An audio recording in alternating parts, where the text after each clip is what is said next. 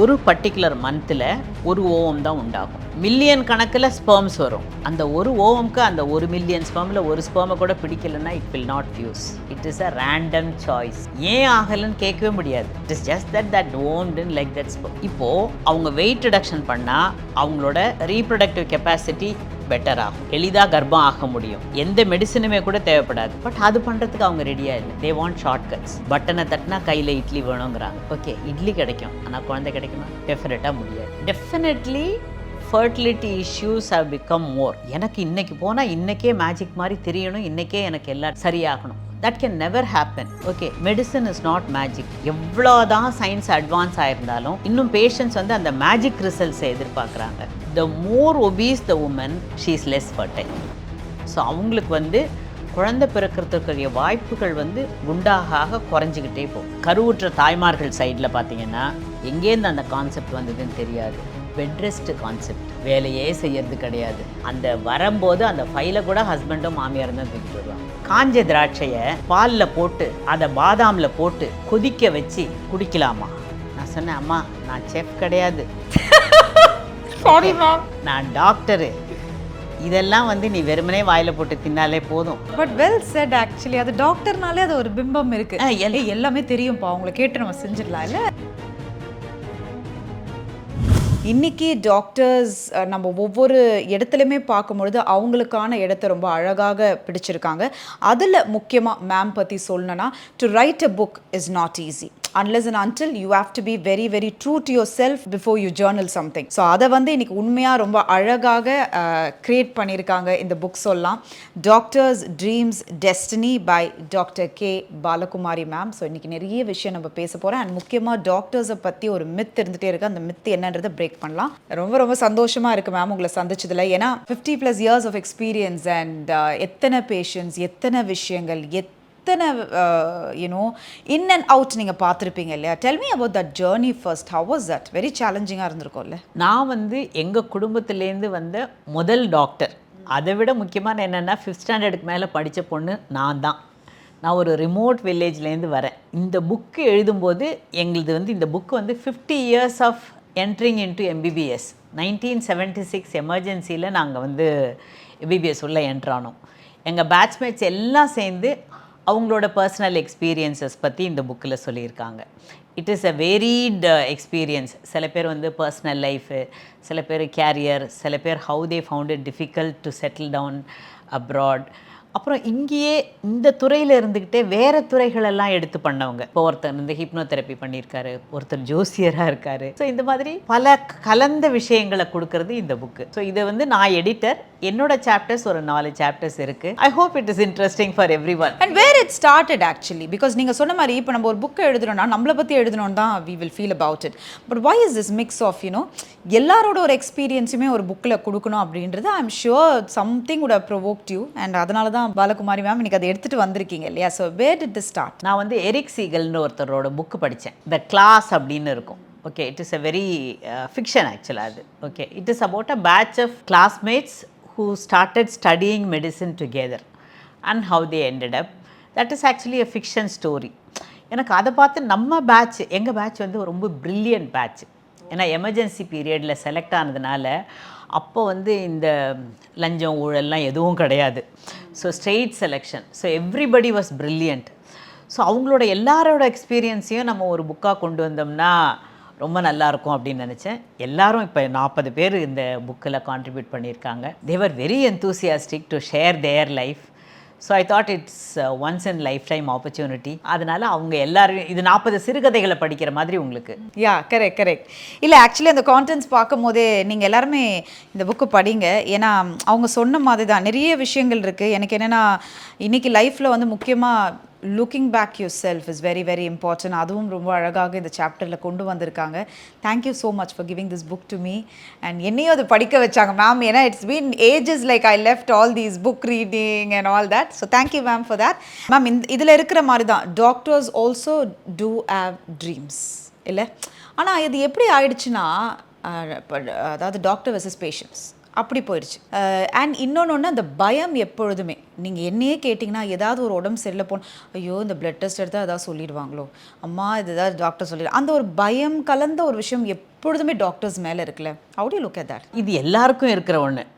இப்போது ஒரு labour patient வந்தாங்கன்னா கூட எங்களுக்குமே அந்த பேஷண்ட் நல்லபடியாக வீட்டுக்கு போய் சேர்ற வரைக்கும் ஒரு பயம் இருக்கும், ஏதாவது காம்ப்ளிகேஷன் வந்துடுமோ.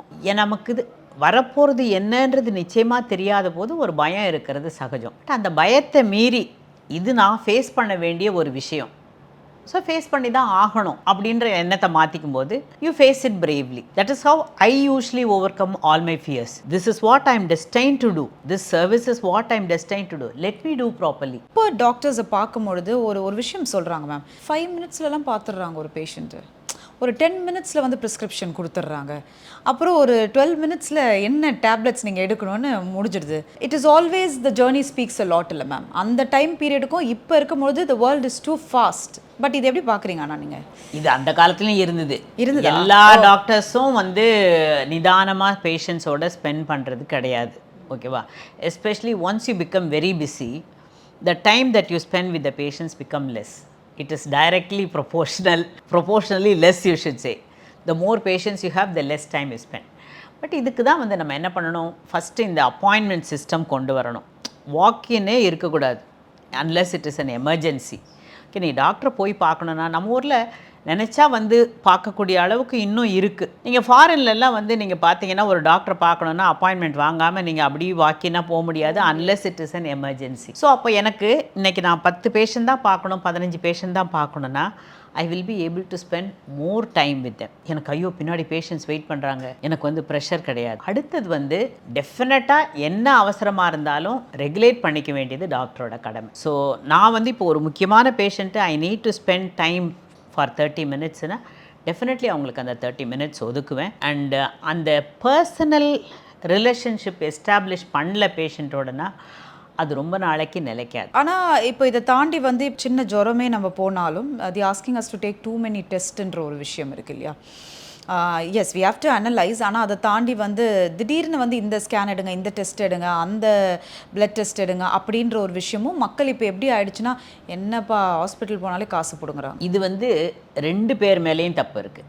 பேஷண்ட் சைட்லேயும் தப்பு இருக்குது, டாக்டர்ஸ் பேர்லேயும் தப்பு இருக்குது. ஃபஸ்ட்டு பேஷண்ட்ஸு அவங்களே வரும்போது ஃபஸ்ட்டு டே இப்போ என்னோடய அனுபவம்லாம் கேட்டிங்கன்னா வந்தாங்கன்னா இது சாதாரண சளி ஜுரம் மாதிரி தான்ப்பா இருக்குது, நம்ம வந்து கொஞ்சம் மருந்தெல்லாம் எழுதி தரேன், நம்ம என்ன மருந்து கொடுத்தாலும் ஒரு 5 டேஸ் ஆகும் சரியாகிறதுக்கு, பொறுமையாக கொஞ்சம் வெயிட் பண்ணுன்னா 2 நாள் பார்ப்பாங்க. 2 நாள் கிடையாது, ஒரு வேளை மருந்து போட்டு சரியாகலை அப்படின்னு சொல்லிட்டு அடுத்த டாக்டர்கிட்ட போவாங்க. இந்த மாதிரி டாக்டர் மாற்றி மாற்றி போகிறது.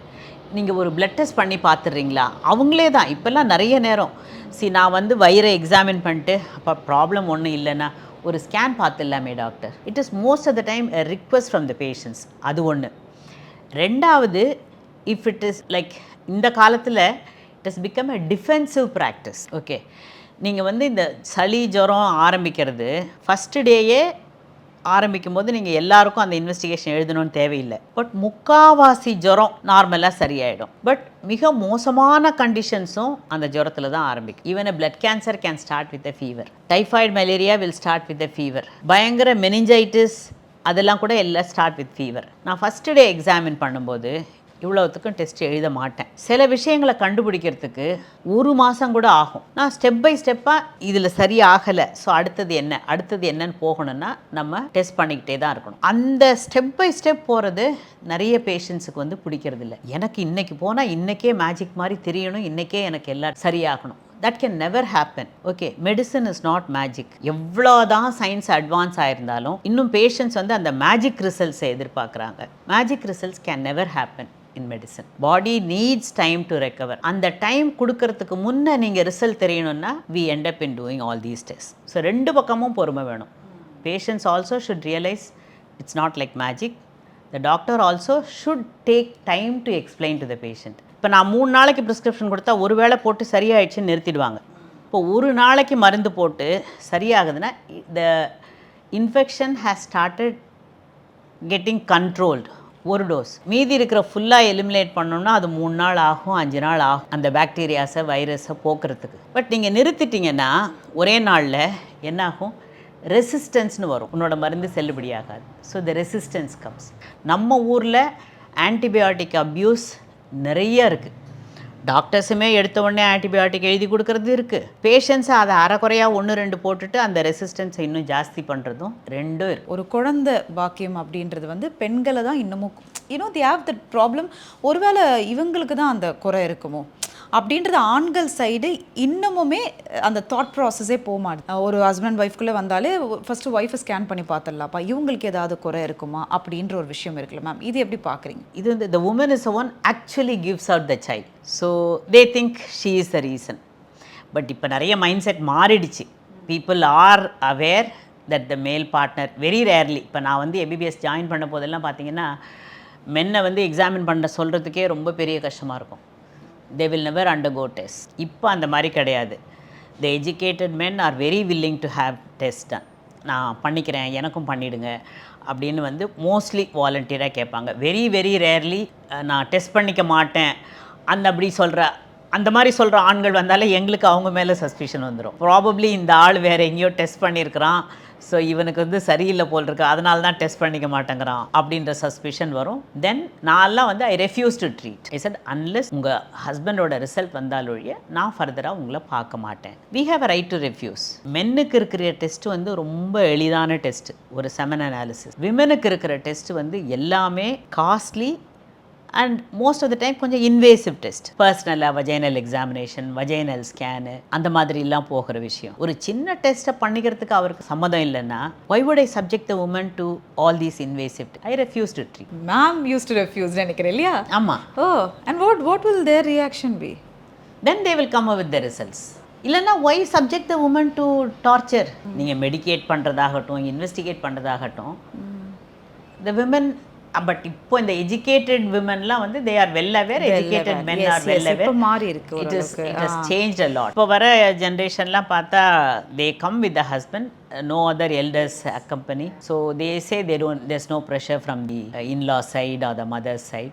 Very few people have that pressure. முக்கியமான விஷயம் விமன் மேலே பாயிண்ட் பண்ணுறதுன்றது ஒரு விஷயம். இப்போ என்னன்னா the obesity among women is very high. இப்போ பார்த்தீங்கன்னா ஒபிசிட்டி பர்சன்டேஜ் என்னோட ஒரு அவுட் பேஷண்ட்டில் பார்த்தீங்கன்னா it has become 30 to 40%. Normal வெயிட்டில் இருக்கிற women are only around 30 to 40%. கொஞ்சம் ஓவர் வெயிட்டில் இருக்கிறவங்க ஒரு 10 to 15%. ஒபீஸுங்கிறவங்க தான் நிறைய இருக்கிறாங்க. The more obese the woman, she is less fertile. Okay, so அவங்களுக்கு வந்து குழந்தை பிறக்கிறதுக்குரிய வாய்ப்புகள் வந்து குண்டாக குறைஞ்சிக்கிட்டே போகும். ஈவன் மென்னுக்கு இப்போ ஒபிசிட்டி நிறையா தான் ஆகிட்டுருக்கு. ஒபீஸ் பெண்ணுக்கு பெரிய அளவில் பாதிப்பு இருக்காது ரீப்ரொடக்ஷன் பொறுத்த வரைக்கும். ஸோ பெண்களுக்கு அது அதிகபட்சமாக ஆமாம் இருக்கும் அப்படின்னு. அண்ட் இப்போது இன்னொரு விஷயம் பார்த்தீங்கன்னா இந்த ஐவிஎஃப் ட்ரீட்மெண்ட் ரொம்ப ஜாஸ்தியான மாதிரி இருக்குது. தெரியல, மேபி இன்றைக்கி சோஷியல் மீடியா ரொம்ப பூமாக இருக்கிறதுனால நம்ம தினந்தோறும் பார்க்குற ஒரு வாய்ப்பு கிடைக்குதா என்னன்னு எனக்கு புரியல. ஃபஸ்ட்டு ஐவிஎஃப் பற்றி பேசலாம். What is your call about it? Definitely fertility issues have become more. சாப்பாடு எளிதாக ஈஸியாக கிடைக்குது நமக்கு, ஆனால் ஃபிசிக்கல் ஆக்டிவிட்டி இல்லை, செய்ய வேண்டிய அளவுக்கு இல்லை. வீட்டு வேலைங்களும் இல்லை, வெளி வேலைங்களும் இல்லை, எக்ஸசைஸும் ஷெட்யூல்டாக பண்ணுறது கிடையாது. ஸோ அதனால் கர்ப்பம் உண்டாகிறதுல பிரச்சனை இருக்குது.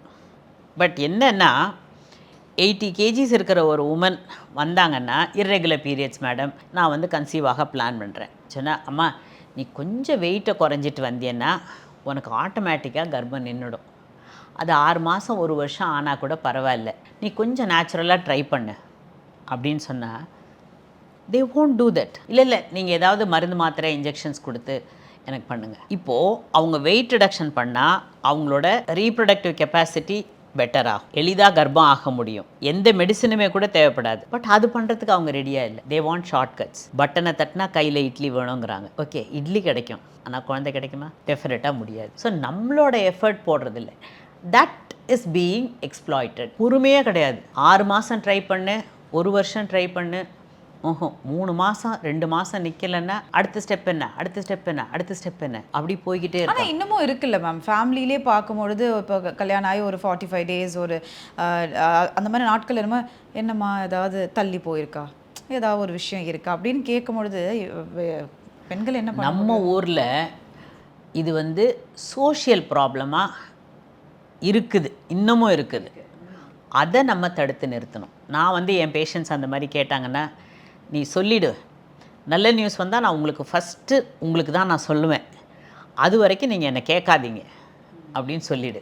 ஏன்னா அந்த கேட்கும்போதே இந்த பெண்ணுக்கு வந்து ரொம்ப ஸ்ட்ரெஸ் ஆகிடுது. ஓகேவா, என்னப்பா விசேஷம் இல்லையா, குழந்தை இல்லையான்னு கேட்கும்போது அதை வந்து அவள் ஒரு ஃபெயிலியராக நினைக்கிறா. Maybe everybody has immediately after marriage, எனக்கு வரலையே, அப்போ என் மேலே ஏதாவது தப்பு இருக்கா அப்படின்ற மாதிரி ஒரு கில்ட் ஃபீலிங். அதனாலேயே என்ன பண்ணுறாங்க, நிறைய பெண்கள் வந்து ஒரு ஃபங்க்ஷன் போகிறது, ஒரு பார்ட்டி போகிறதெல்லாம் நிறுத்திக்கிறாங்க. ஓகே, ஸோ அதனால் மற்றவங்க வந்து அந்த கேள்வி கேட்குறத நிறுத்தணும். அம்மாக்கள், மெயினாக அம்மாக்கள் தான் இந்த கேள்வியை நிறைய கேட்பாங்க. என்னடி தள்ளி போச்சா, ஏதாவது விசேஷம் இருக்கான்னு மாதம் டேட்டை கணக்கு வச்சுக்கிட்டு கேட்பாங்க. That they should stop. ஒரு கட்டத்துக்கு அப்புறம் நீங்கள் குழந்தைக்கு ட்ரை பண்ணுறீங்க, ஆனால் கன்சீவ் ஆக முடியலன்னா, okay this particular stage of time take a test and see அப்படின்னா ஒரு டாக்டரை என்ன சஜஸ்ட் பண்ணுவீங்க? ரெகுலர் பீரியட்ஸு, எந்த ஹெல்த் இஷ்யூஸும் இல்லை, ரெகுலர் செக்ஷுவல் கான்டாக்ட் இருக்குது, 2 பேருக்கும் நல்ல அண்டர்ஸ்டாண்டிங் இருக்குது அப்படின்னா குறைஞ்சபட்சம் 1 வருஷமாவது வெயிட் பண்ணணும். ஏன்னா ஒரு பர்டிகுலர் மந்தில் ஒரு ஓவம் தான் உண்டாகும். மில்லியன் கணக்கில் ஸ்பெர்ம்ஸ் வரும். அந்த ஒரு ஓவம்க்கு அந்த 1 மில்லியன் ஸ்பெர்மில் ஒரு ஸ்பெர்மை கூட பிடிக்கலைன்னா it will not fuse. It is a random choice. ஏன் ஆகலைன்னு கேட்கவே முடியாது. It is just that ovum didn't like that sperm. ஒரு பர்டிகுலர் மந்தில் நேச்சுரலாக கன்சீவ் ஆகிற சான்சஸ் 20% தான். At the end of 1 year at least ஒரு 60 to 70% கன்சீவ் ஆகிடுவாங்க. இன்னொரு 10 to 20% இன்னொரு 1 வருஷம் கூட ஆகும், 2 வருஷம் வரைக்கும். 2 வருஷத்துக்குள்ளே நிற்கலைன்னா கட்டாயம் டாக்டர் போய் பார்க்கணும். 1 வருஷத்துக்குள்ளே நிற்கலைன்னா பேசிக் இன்வெஸ்டிகேஷன்ஸை பண்ணிக்கிறது நல்லது. உடனே நீங்கள் ட்ரீட்மெண்ட் போகணுன்னு அவசியம் இல்லை. 2 years ஆச்சுன்னா கோ ஃபார் ஃபர்தர் ட்ரீட். அதாவது ஒரு டைம் பீரியடில் பார்த்தீங்கன்னா நார்மல் டெலிவரி தான் இட்ஸ் மஸ்ட், இப்போது சி செக்ஷன் இஸ் நீடட் அப்படின்னு ஆயிடுச்சு. ஏன்னா அவங்களே ஒரு நேரம் குறிச்சிடுறாங்க, அவங்களே இந்த டேட்டு இந்த டைமில் வச்சு குழந்தை பிறந்தா நல்லாயிருக்கும். It's become the again every thing நாளாக நிறைய மாற்றங்கள் ஏற்படும் போது இப்போ சி செக்ஷன் அப்படின்ற ஒரு விஷயம் காமன் ஆயிடுச்சு. But out of your experience, இதெல்லாம் எங்கள் ஃபேமிலி டைமில் my party and all use to say, நாங்களாம் வெயிட் பண்ணி நார்மல் தான்ப்பா கொண்டு வருவோம். There are few hospitals like that still. But அது இன்னைக்கு இவங்க சைடில் அந்த பொறுமை இல்லைன்னு நினைக்கிறீங்களா மேம்? இல்லை என்ன நடக்குது, ஏன் இன்னைக்கு நார்மலை தாண்டி சி செக்ஷன் எங்கேயோ போகிற மாதிரி இருக்குது? கருவுற்ற தாய்மார்கள் சைடில் பார்த்தீங்கன்னா எங்கேருந்து அந்த கான்செப்ட் வந்ததுன்னு தெரியாது. பெட் ரெஸ்ட் கான்செப்ட், வேலையே செய்யறது கிடையாது.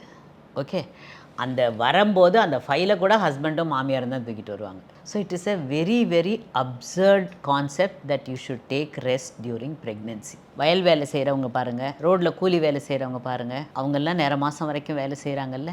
they produce more children than us. ஏன்னா their body is physically fit. So அந்த bed rest concept is one of the reasons. Bed ரெஸ்ட்டே இல்லைனாலும் ரெஸ்ட்டு. ஓகே, பெட் ரெஸ்ட்டு வந்து IVF எல்லாம் பண்ணவங்க, நார்மலாக கர்ப்பம் ஆனவங்களும் ரெஸ்ட்டு. இந்த சினிமாவில் வேறு இப்படி ஒரு டான்ஸ் ஆடிட்டா அப்படியே எல்லாரும் ஓடிவாங்க, ஆடாத மாடிப்படி ஏறி இறங்கினா ஏறாத இறங்காத. ஸோ இப்படிலாம் பண்ணுவாங்க. எந்த ஸ்பீஷீஸ் கர்ப்பமான ரெஸ்ட் எடுத்துக்குது? எந்த ஸ்பீஷீஸும் ரெஸ்ட் எடுக்காது. Still it has to go for hunting in search of food and that same applies to as.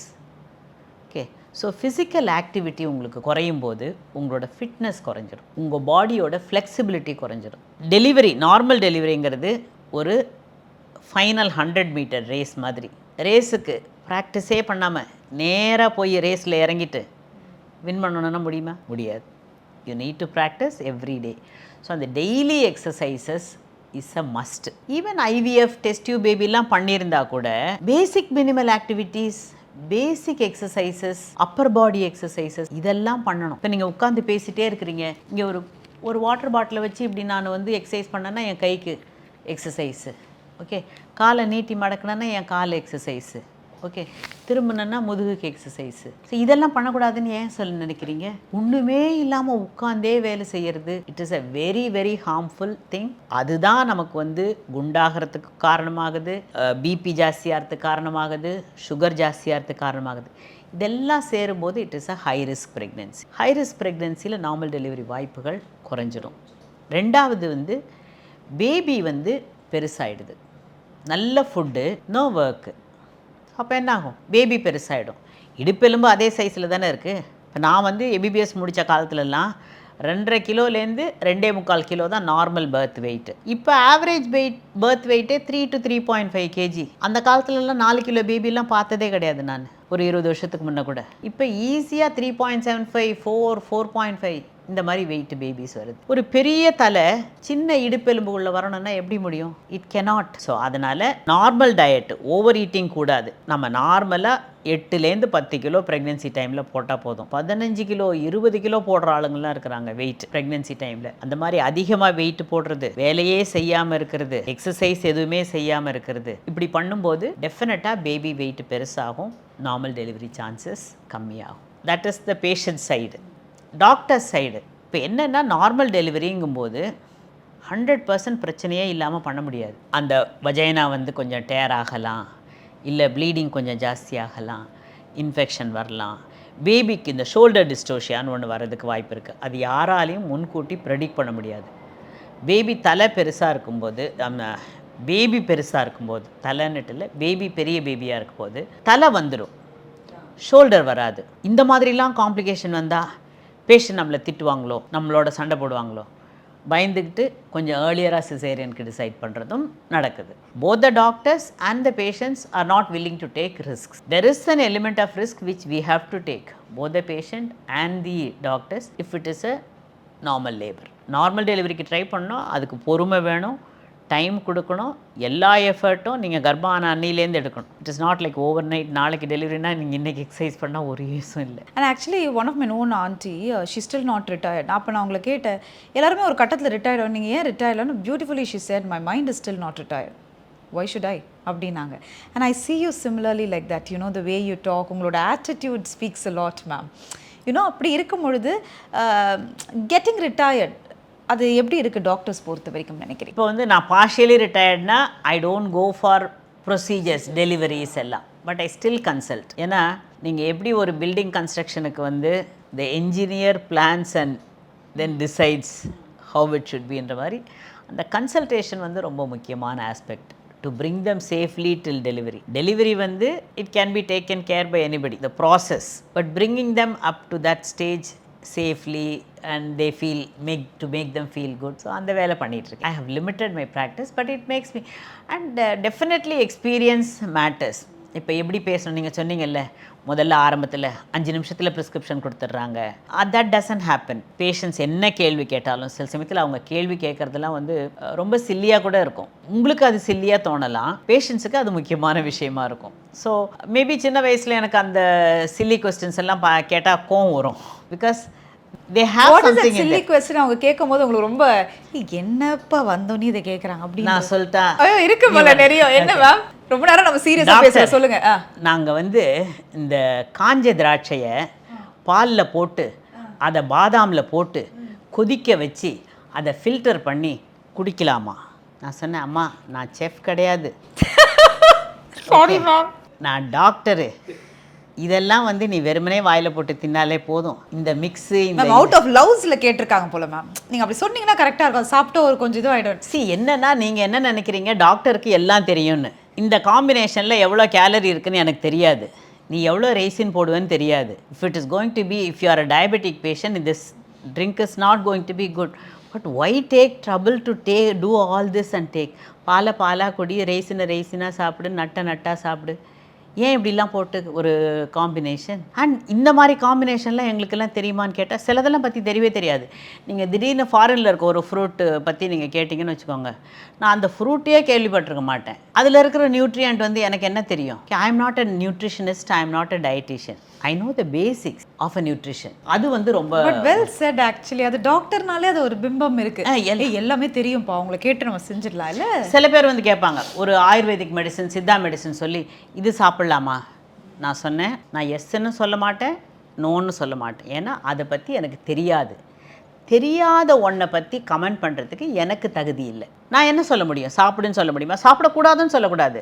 I don't know about the other medicine. It may be good as well. And I started this interview with this book. I want to end with this book. இல்லை doctors பற்றி நம்ம பேசிட்டோம். What I think எல்லாருக்குமே அந்த ட்ரீம்ஸ்ன்ற ஒரு விஷயம் இருக்கும்ல. And you achieve so much. And you said I've taken a break, but still I'm continuing to do the work. அப்படின்னு உங்களோட ட்ரீம் என்ன? What is next to Balakumari? இன்னும் நிறைய எழுதணும். ஆமாம், இந்த அனுபவங்கள்லாம் வந்து அடுத்த தலைமுறைக்கு கொண்டு போகணும். You don't have to learn everything by practice. You can learn from others' mistakes also. Legacy need not be your children. Legacy can be any other person who is willing to receive your legacy. And once you receive it, obviously the next step would be நம்ம இன்னைக்கு யோசிக்க மாட்டோம், but there is always, we believe in the destiny அப்படின்ற ஒரு விஷயம் இருக்குல்ல. So உங்களை பொறுத்த வரைக்கும் how far do you believe in that? டெஸ்டினின்னு ஏதோ ஒன்று இருக்குது. What ever is happening, that is destiny. ஓகேவா? நம்ம இப்படி ஆகிடுமோ அப்படி ஆகிடுமோன்னு பயந்துக்கிட்டு நம்மளே ஒரு டெஸ்டினியை உருவாக்க வேணாம். You go in the flow of life. இன்றைக்கி நடக்கிறத இன்றைக்கி வந்து அனுபவித்து அடுத்த நாளைக்கு சரியாக பிளான் பண்ணி பண்ணணும். நம்ம பிளான் படி என்னால் நடக்குமான்றது கிடையாது. Can happen the other way also. But அதை நம்ம அக்செப்ட் பண்ணிக்கணும், அடாப்ட் பண்ணிக்கணும். Thank you so much. I think that acceptance and your experience, we wish you all the best. இந்த மாதிரி இன்னும் நிறைய புக்ஸ் நீங்கள் கொண்டு வரணும். So this is actually a very very beautiful experience, ma'am. And கண்டிப்பாக மக்கள் எல்லாருமே இந்த புக்கு வாங்கி நிச்சயமாக படிங்க. அதனால தான் ஒவ்வொரு விஷயமும் பற்றி நாங்கள் நிறைய பேசியிருக்கோம். இது ஒரு டாக்டரோட இன்டர்வியூ இல்லாமல் I think it's a life journey about Balakumari ma'am. And thank you. It's wonderful experience, ma'am. I hope you enjoyed. Thank you. I enjoyed. Thank you. Thank you, Behead Words, for this opportunity. Thank you, ma'am. Pleasure.